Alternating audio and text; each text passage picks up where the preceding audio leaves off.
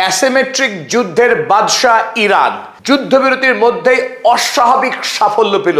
ইরানের হাতে এলো এক শক্তিশালী ড্রোন, যে ড্রোন খোদ আমেরিকা যুক্তরাষ্ট্রে গিয়েও বোমা হামলা চালাতে পারে। আর এই খবরে এই মুহূর্তে সামরিক বিশ্বের তোলপাড়। আমেরিকার institute for study of war তারা সাম্প্রতিক একটি তথ্য প্রকাশ করেছে, যা দেখে ডোনাল্ড ট্রাম্পের চোখ এবার কপালে উঠবার জোগাড় হয়েছে। ইরান গোটা পৃথিবীতে রিভার্স ইঞ্জিনিয়ারিং এর রাজা বলে খ্যাত। তার হাতে যদি কোনো দেশের অস্ত্র এসে পৌঁছায়, সেই অস্ত্রকে মুহূর্তেই ওয়ার্কশপে ফেলে ভেঙে নতুন করে জলের দরে অস্ত্র বানানোর সক্ষমতা রাখে বরাবর ইরান। আর সেই শক্তিকে কাজে লাগিয়েই ইরান আরো এক রূপকথা তৈরি করলো। তারা তৈরি করে ফেললো শাহিদ 149 গাজা ড্রোন। 12,000 কিলোমিটার ওড়ার সক্ষমতা সম্পন্ন এই ড্রোন এখন বিশ্বের আলোচনার কেন্দ্রে। তাই যুদ্ধবিরতিকে ইরান অবহেলায় নষ্ট করেনি, বরং তারা এই সময়ে নতুন অভিনব শক্তিশালী অস্ত্র বানিয়ে ইরানের নিরাপত্তা এবং যুদ্ধ করার শক্তিকে আরো অনেকখানি বৃদ্ধি করলো। ইরান গাজার প্রতি বরাবরই দায়বদ্ধ, তাই শাহিদ সিরিজে তাদের তৈরি নতুন ড্রোনের নাম দিয়েছিল ইরান গাজা ড্রোন। এই Gaza drone Iran successfully launch করেছিল 2021 সালে। 2021 সালে যখন লঞ্চ করা হয় এই গাজা ড্রোন, তখন তা আকাশে ভাসমান অবস্থায় 24 ঘন্টা থাকতে পারত, অর্থাৎ সম্পূর্ণ একদিন ভেসে থাকার সক্ষমতা ছিল এই শাহিদ ড্রোনে, এবং প্রতি ঘন্টায় 250 কিলোমিটার পথ পাড়ি দিতে পারত।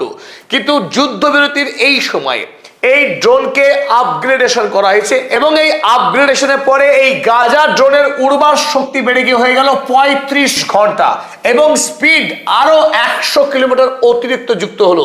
বর্তমানে নতুন এই গাজা ড্রোন প্রতি ঘন্টায় 350 কিলোমিটার পথ পাড়ি দিতে পারে। ফলে 35 ঘন্টা যদি 350 কিলোমিটার গতিবেগে ওড়ে 12,000 কিলোমিটারের বেশি পথ পাড়ি দেবে। স্বাভাবিকভাবে আমেরিকা যুক্তরাষ্ট্র এখন এই গাজা ড্রোনের রেঞ্জের মধ্যেই পড়ছে। আমেরিকা ইরানের বিরুদ্ধে এই 40 দিনের লড়াইয়ে ইরান যে বাজিমাত করেছে, তার প্রধান অস্ত্রই ছিল এই শাহিদ ড্রোন এবং তার কাছে থাকা অসংখ্য মিসাইলের ভান্ডার।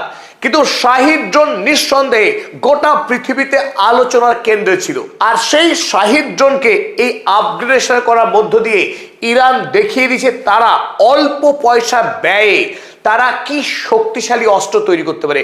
আর এই ক্ষেত্রে ইরান গোটা পৃথিবীতে ব্যতিক্রমী, কারণ তার মতো এত কম পয়সা খরচ করে দেশীয় প্রযুক্তি ব্যবহার করে এত উন্নত অস্ত্র কোনো দেশ ইতিপূর্বে বানাতে পারেনি। ইরান যদি বর্তমান সময়ে মনে করে যে আমেরিকা যুক্তরাষ্ট্রকে সরাসরি আক্রমণ করবে, যে আমেরিকা যুক্তরাষ্ট্র এতদিন পৃথিবীর মূল ভূখণ্ড থেকে বিচ্ছিন্ন থাকার ফলে কোনো দেশে এই আমেরিকা যুক্তরাষ্ট্রকে আক্রমণ করতে পারে না, ফলে বরাবর নিরাপদ থেকেছে আমেরিকা যুক্তরাষ্ট্র, আর ধারাবাহিক গোটা পৃথিবীকে আক্রমণ চালিয়ে এসছে বিভিন্ন সময়ে তার নিজেদের স্বার্থে।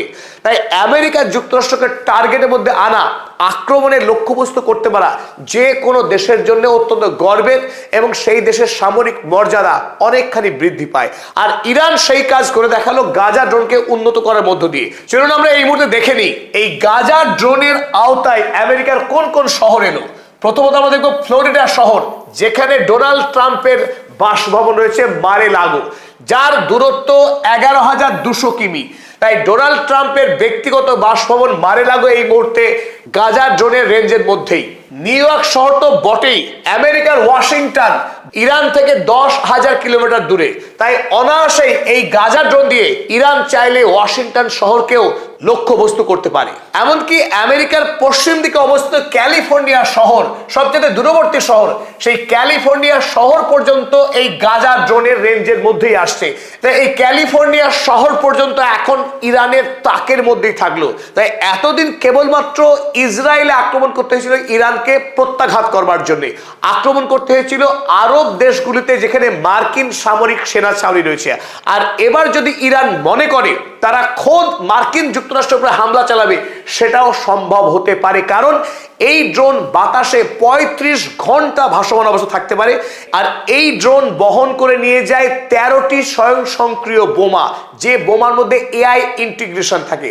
ফলে তারা প্রিসাইজলি সেই সঠিক লক্ষ্যবস্তুকে কেন্দ্র করে আঘাত হানতে পারে এই গাজা ড্রোনে। তাই আমেরিকা যুক্তরাষ্ট্র তার কাছে থার্ড বা প্যাট্রিয়টের মতো আকাশ প্রতিরক্ষা ব্যবস্থা থাকলেও সেই ব্যবস্থাকে বড় সড়ো চ্যালেঞ্জ করে দিতে পারে ইরান। যে শাহিদ ড্রোন দিয়ে ইতিপূর্বেই ইরান ইসরায়েল এবং আমেরিকাকে চরম শিক্ষা দিয়েছে, সেই শাহিদ ড্রোন আয়তনে ছিল মাত্র 2.2 মিটার চওড়া। সেখানে গাজা ড্রোনের পাখা 21 মিটার চওড়া এবং 21 মিটার এতটাই লম্বা, যেখানে আমরা F-35 প্লেন তার লম্বা দেখছি মাত্র 10.7 মিটার। লম্বায় প্রচলিত শাহিদ ড্রোন যখন 2.5 মিটার ছিল, সেখানে এই গাজা ড্রোন 10.5 মিটার লম্বা। 10.5 লম্বা আর চওড়া তার ডবল 21 মিটার। অর্থাৎ আয়তনের দিক থেকে দেখলে এই গাজা ড্রোন অনেকটা ফাইটার জেটের মতোই, কিন্তু গাজা ড্রোনের মূল ম্যাজিকটা কিন্তু আয়তনে নয়, তার আসল রহস্য লুকিয়ে রয়েছে গাজা ড্রোনের শক্তির উপরে। এই গাজা ড্রোন এই পাখার তলায় 13টি স্বয়ংসক্রিয় মিসাইল বহন করে নিতে পারে, যেখানে ইরান থেকে একাধিক মিসাইল হামলা চালানো হচ্ছিল শত্রু রাষ্ট্রের দিকে প্রত্যাঘাতের উদ্দেশ্যে। তবে একটি গাজা ড্রোন 13টি মিসাইলকে বহন করার সক্ষমতা রাখে। তবে গাজা ড্রোনের আসল শক্তি লুকিয়ে রয়েছে তার ম্যানুফ্যাকচারিং কস্টে।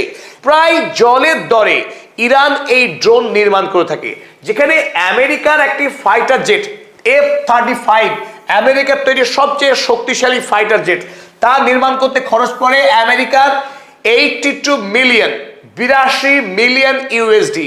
ভারতীয় টাকায় যদি আমরা হিসাব করি, এই ফাইটার জেটের দাম তৈরি করতে গিয়ে দাঁড়াবে প্রায় 800 কোটি টাকা, আর বাংলাদেশের টাকায় প্রায় 1200 কোটি টাকা নির্মাণ মূল্য।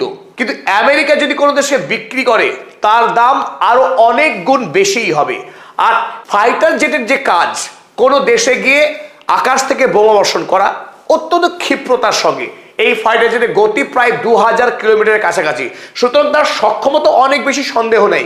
যে কাজ F-35 করতে পারে আমেরিকার, প্রায় অনুরূপ কাজ সম্পন্ন করতে পারে ইরানের তৈরি এই গাজা ড্রোন। কিন্তু তা তৈরি করতে খরচ পড়ে মাত্র 0.5 মিলিয়ন, অর্থাৎ $500,000 ইউএসডিতেই নির্মাণ করে ফেলে ইরান এই শক্তিশালী গাজা ড্রোন।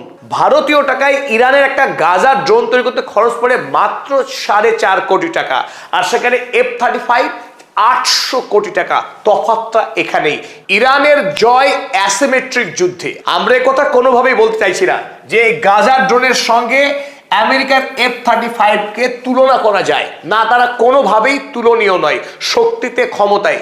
কিন্তু একটি জায়গায় তুলনা করা যায়, যে আমেরিকা যখন বহু টাকা ব্যয় করে ইরানের বিরুদ্ধে যুদ্ধ করেছে, সেখানে ইরান অতি সামান্য ব্যয়ে তাদের নিজস্ব কৌশলকে কাজে লাগিয়ে ইরানকে যুদ্ধে পরাস্ত করেছে। তাই আগামী দিনে যদি আমেরিকার সঙ্গে ইরানকে আবারও লড়তে হয়, সেই লড়াইয়ে এই গাজা ড্রোন আমেরিকাকে নাস্তানুবাদ করে ছাড়বে। তাই মূল খেলাটাই হচ্ছে টাকার অঙ্কে। আরো একটি মজা কিন্তু এখানে রয়েছে, F-35 হচ্ছে ম্যানড, অর্থাৎ পাইলট অপারেশন করে, সেখানে গাজা ড্রোন কিন্তু আনম্যানড এবং এআই দ্বারা পরিচালিত। সুতরাং এই ক্ষেত্রে ইরানের লাভ কিন্তু অনেক বেশি। মধ্যপ্রাচ্যের সবচেয়ে বড় হুমকি ইসরায়েল। এই জায়নবাদী রেজিমকে ধ্বংস করবার জন্য ইরানের পক্ষে অন্যতম অস্ত্র হতে পারে এই গাজা ড্রোন। কারণ গাজা ড্রোন আকাশে 35 ঘন্টা ভাসমান থাকতে পারে এবং তাতে 13টি শক্তিশালী বোমা মিসাইল সে বহন করবে। সেই মিসাইলগুলোর প্রত্যেকটিকে এমন এআই দ্বারা ইন্টিগ্রেটেড এবং প্রিসাইজলি তারা টার্গেটকে লক্ষ্য করতে পারে যে আকাশে ভাসমান অবস্থায় থেকে নির্দিষ্ট সময়ে 13টি ডিফারেন্ট টার্গেটকে সে আক্রমণ করতে পারে। তাই একই সময় একটি লক্ষ্যবস্তুকে আক্রমণ নয়, বিভিন্ন সময়ে তার সুযোগ মতো ইসরায়েলের র্যাডার সিস্টেমকে ফাঁকি দিয়ে আক্রমণ হানতে পারে। সেই ক্ষেত্রে এই এআই ইন্টিগ্রেশন কিন্তু সাম্প্রতিক করেছে ইরান। তাই যে যুদ্ধ সম্পন্ন হলো, সেই যুদ্ধে কিন্তু ইরান এখনো পর্যন্ত গাজা ড্রোন ব্যবহার করেনি।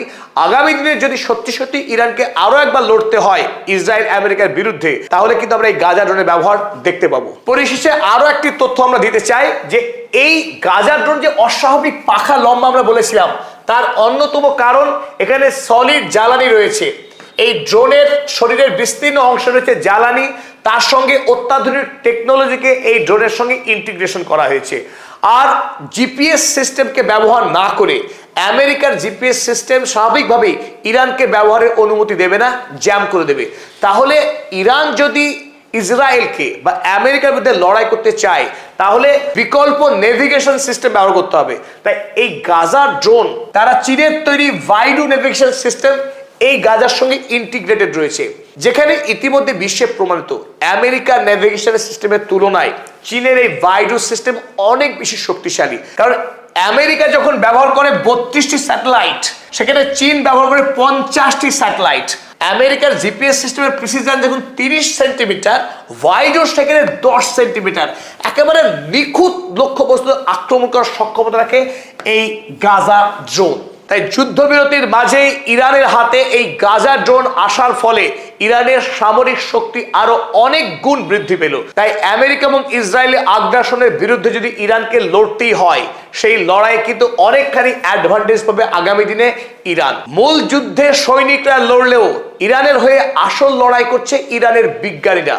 তারা নিরন্তর মাটির গভীরে ভূগর্ভস্থ চেম্বারে বসে নতুন নতুন অস্ত্র তৈরি করে ইরানকে শক্তিশালী করার অনন্য লড়াই করে যাচ্ছে সেই সমস্ত বিজ্ঞানীরা। তাদেরকে পদাতিক চ্যানেলের পক্ষে আমরা কুর্নিশ জানাই।